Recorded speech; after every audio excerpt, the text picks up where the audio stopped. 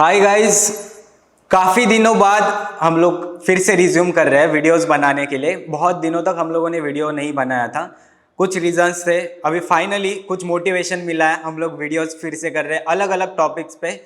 तो आज का टॉपिक है राधा माँ का मृत्यु कैसे हुआ, श्री कृष्ण ने अपनी सबसे फेवरेट बांसुरी को क्यों तोड़ा, राधा माँ को श्री कृष्ण के विरह का सामना क्यों करना पड़ा, उसके बारे में हम लोग आगे जानते हैं। श्री कृष्ण और राधा माँ के प्रेम कहानी के बारे में हम लोग सभी जानते हैं। बांसुरी और राधा माँ श्री कृष्ण के सबसे ज़्यादा पसंदीदा, सबसे ज़्यादा प्यारे थे। यमुना नदी का और श्री कृष्ण और राधा का मेल कुछ अलग ही था। श्री कृष्ण और राधा माँ घंटों यमुना नदी पे बैठते थे, श्री कृष्ण जी अपनी बांसुरी बजाते थे और राधा माँ उनकी बांसुरी की धुन में तल्लीन हो जाते थे। कंस मामा, जो श्री कृष्ण के मामा थे, उनको पता चला कि श्री कृष्ण वृंदावन में है। उनको जैसे ही पता चला, उन्होंने श्री कृष्ण को निमंत्रण दिया युद्ध के लिए। श्री कृष्ण ने कंस मामा के निमंत्रण का स्वीकार किया। उनको पता था कि उनको वृंदावन छोड़ना पड़ेगा, माँ यशोदा को छोड़ना पड़ेगा, राधा माँ को छोड़ना पड़ेगा, पर श्री कृष्ण का जाना भी जरूरी था, क्योंकि कंस ने माँ देवकी और पिता वसुदेव को बंदी बनाए रखा था और श्री कृष्ण जी को उनको छुड़वाना था। माँ राधा को यह पता था कि श्री कृष्ण अगर वृंदावन से द्वारका गए तो वापस नहीं आने वाले। माँ राधा को यह पता था कि श्री कृष्ण वृंदावन छोड़ के द्वारका गए तो वहां से वापस नहीं आने वाले। तो माँ राधा ने उनसे कुछ वचन मांगे थे। उसमें से एक वचन ऐसा था कि राधा माँ का मृत्यु जब होगा तब श्री कृष्ण उनके साथ रहेंगे, और दूसरा वचन ये था कि उनके हृदय में श्री कृष्ण श्री कृष्ण के हृदय में राधा माँ हमेशा रहेगी। श्री कृष्ण ने भी राधा माँ से एक वचन लिया कि उनके जाने के पश्चात उनके आंख से एक भी आंसू नहीं आना चाहिए। वो वचन लेके श्री कृष्ण निकल पड़े द्वारका। द्वारका जाने के बाद श्री कृष्ण ने कंस मामा का वध किया, ये तो हम सबको पता है। उसके बाद उन्होंने वसुदेव और जानकी माता की मुक्ति की और द्वारका की स्थापना की और द्वारकाधीश बन गए। द्वारका में श्री कृष्ण ने रुक्मिणी और सत्यभामा उनसे शादी कर ली, और ऐसा कहते हैं कि उसके अलावा भी श्री कृष्ण के 16,108 रानियां थी, पर उसमें भी सबसे फेवरेट उनकी रुक्मिणी थी। राधा माँ और श्री कृष्ण का कभी विवाह नहीं हुआ था, ये हम लोगों को पता है। तब भी हम लोग श्री कृष्ण के पहले राधा का नाम लेते। हम लोग ही क्या, श्री कृष्ण भी जब खुद सोते हैं तब राधे कृष्ण का जाप करते हैं, और ये बात बाकी रानियों को पसंद नहीं थी।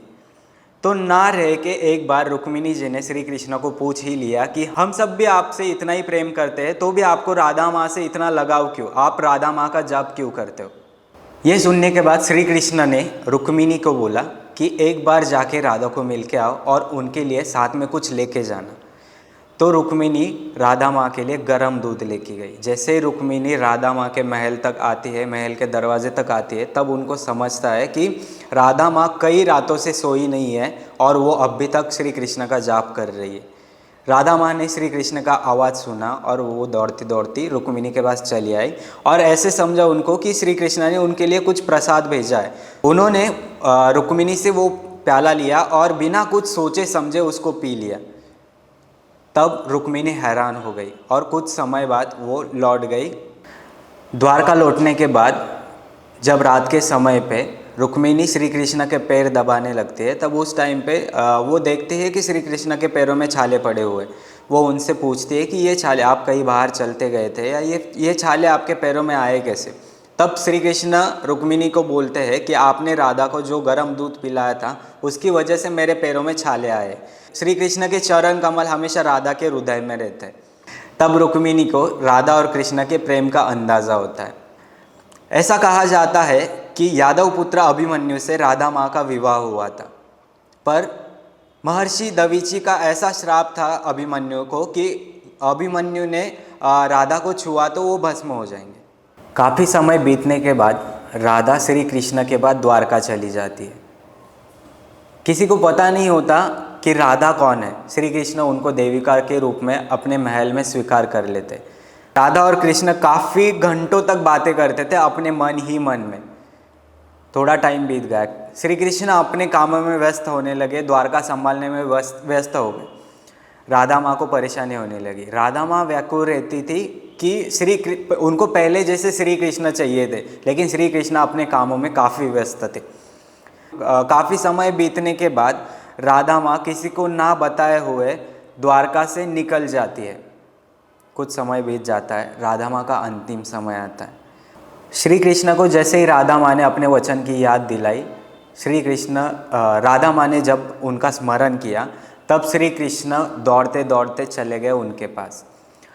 श्री कृष्ण भावुक हो गए जब राधा माँ की उन्होंने हालत देखी। राधा माँ की हालत काफ़ी नाजुक थी, उनकी हालत बहुत ही ख़राब थी। कृष्ण ने राधा माँ को अपनी अंतिम इच्छा पूछी उनके अंतिम वक्त पे।